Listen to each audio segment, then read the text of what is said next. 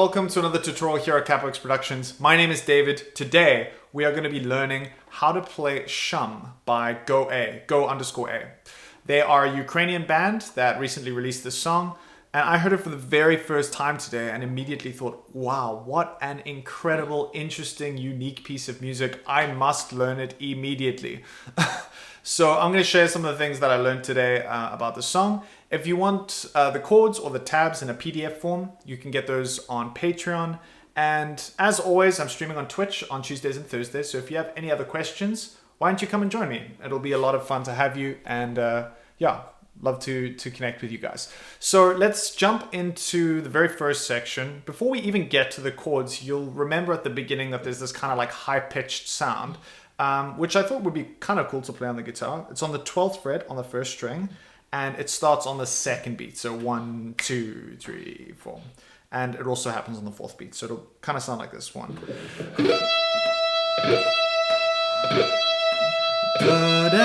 And then you'll start the strumming pattern.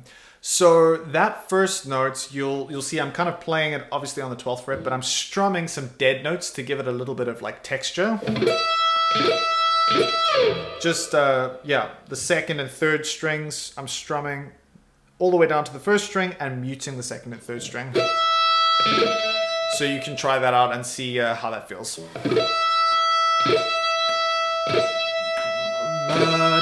And then on the 4th one, that's when the vocal line comes in. My Ukrainian's pretty terrible, but that first word's important because we need to be able to know when we're going to start the strumming pattern. Vesyanotska. So the word is Vesyanotska. I think it sounds something like that. And we're going to start the strumming pattern on the N sound, the notch sound. Vesyanotska. And then we'll start with this very simple progression, which is just an E minor chord for 4 bars, not even a progression. And the strumming pattern goes like this.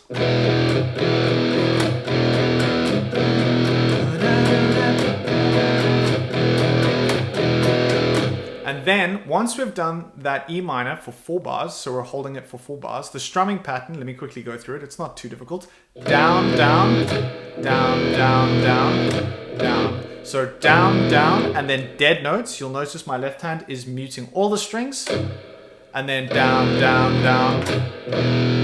And that just carries on. And that strumming pattern runs the entire way through both sections in terms of the chords. So that's pretty straightforward.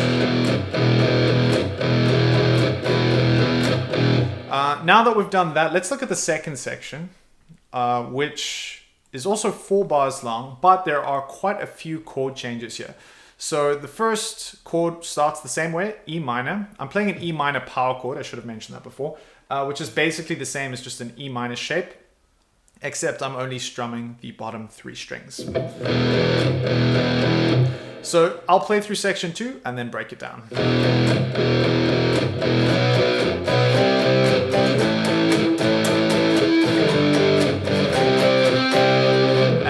That will repeat running back into the first section. Yeah, so that's pretty straightforward. The only thing that you really need to get your left hand around is the power chord shape.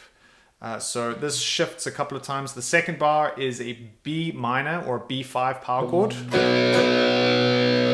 Here it's about having your first finger on the 2nd fret, 3rd finger on the 4th fret, pinky finger on the 4th fret. That shape is going to shift, and you're going to be using that quite a few times. So I find a big thing, little hint that I can give real quick about power chords, is that your right hand is obviously has to be really accurate to hit the correct strings.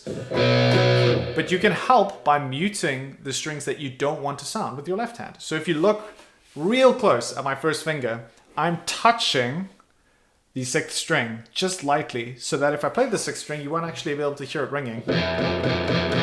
It sounds pretty gross, but a combination of that and then just being careful with my right hand, I get those notes only to sound. So that's your little tip for the day. Yeah, same strumming pattern with the right hand. And then to the A minor, you'll notice the A minor is also just a full bar's worth of strumming. But the 2nd and 4th bar, you have to change halfway through each bar. For example, the fourth bar, from the G to the C. So those chords only last for 2 beats. And the same, the second bar, you'll see that the B minor to the C. Just 2 beats for each of those chords. And believe it or not, that is the entire song. So let's take a look at the chorus so that we can get a feel for how these 2 sections fit together.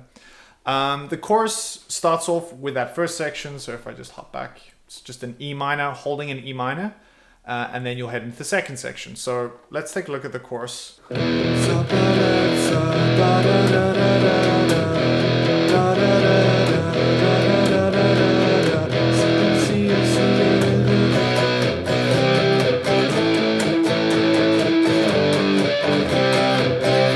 And then you'll head into the instrumental. So this pattern of the first section, holding the E minor, going into the second section, where you have the E minor, B minor, C, A minor, G, C. They kind of flip-flop back and forth. So the chorus, you have that first and second section, instrumental, first and second section. Then when you get to the second verse, it goes straight into the second section.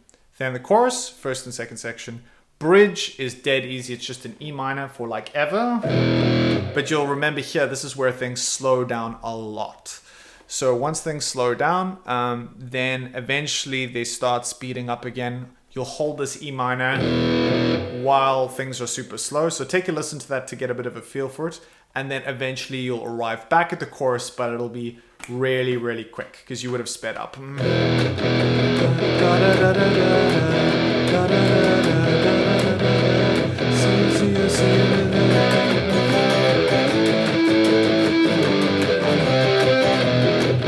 then that'll carry on more or less in that manner.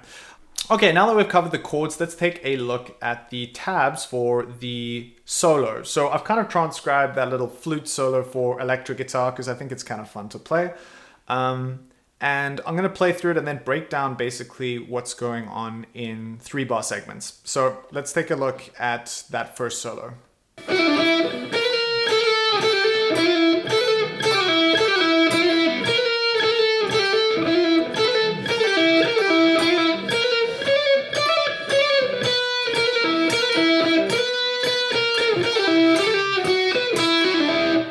All right, that's a little rusty, but that gives you a bit of an idea of what it's supposed to sound like. So let's look at the first few bars.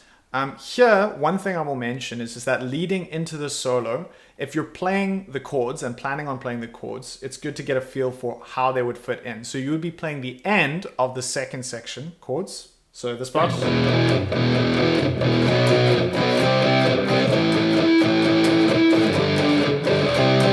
And then right at the end, you're going to ditch that C and then immediately jump to your pinky finger. And here, this is kind of a trick, this stretch across 5 frets. If you can manage this, then that's awesome. Of course, there are other ways to play it. You can do it without the left hand hammer-on pull-off, but this I think sounds a bit cooler to me. Then lots and lots of these little trill type things, hammer-on pull-offs. Index, middle, index, or first, second, first. And then the same thing on the 5th fret. And then here, it's a pull-off hammer-on.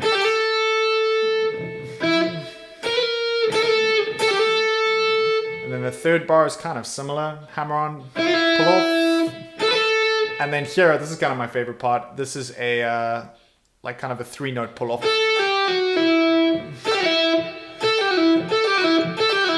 Very similar to that line in Nothing Else Matters, which makes it a little bit easier seeing as that I've played that before.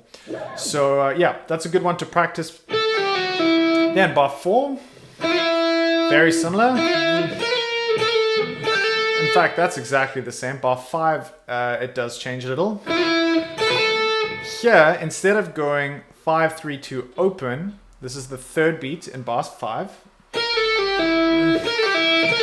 We are doing the same thing, but now we're starting with our pinky finger on the 6th fret, and then we're repeating that. Bar 6. And now we start heading up the fretboard. 9, 10, and then 10, 12, into bar 7, over here, back to 9, 10, and then here, hammer on, pull off, and then another pull off to the open string. The original, I've omitted 1 or 2 notes in a few places, but this is what it's supposed to sound like. So if you're feeling adventurous and you think that you can do that, by all means, I encourage you to give that a go. A nice little challenge. And then here, bar 8.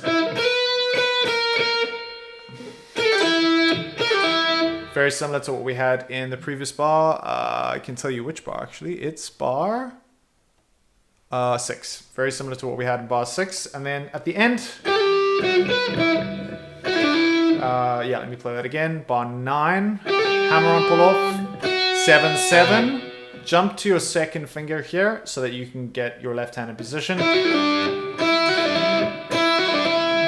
And then that's basically the end of that little flute solo. Okay, once you've gotten that down, oh, one thing I should mention, the chord progression would be exactly the same. First section and second section over, that's what we'll be playing over or underneath that little solo. All right, let's jump into the next part. This is the second solo at the very end. Remember, everything drops off and the tempo gets real slow. And over here, we're going to start off also playing very slowly and then gradually speeding up.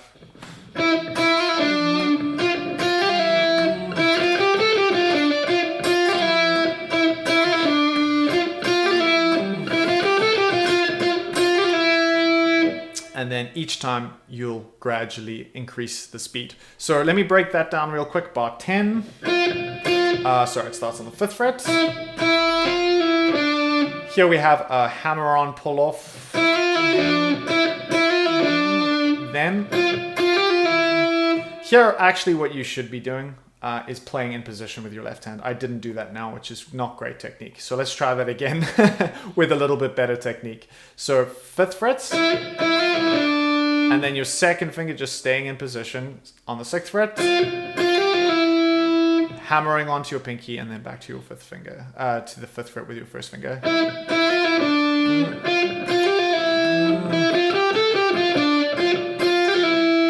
And then this is really a really good technical exercise for all guitarists, I think.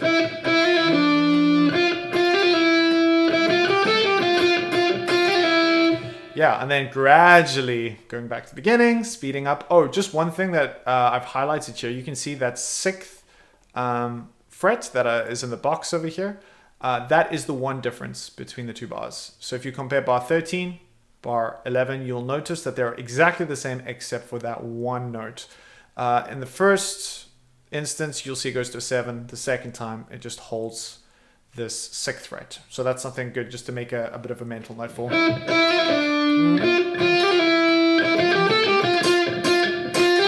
Holding the 6. And then, yeah, gradually increasing the tempo. And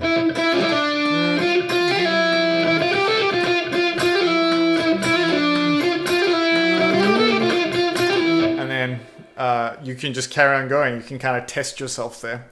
And that really is all there is to it. Guys, I really hope this tutorial's been helpful. If you find it useful, I know it's really long, but please do think about subscribing and liking. And let me know in the comments if you have any suggestions of songs that you'd like to hear coming out of CapoX Productions.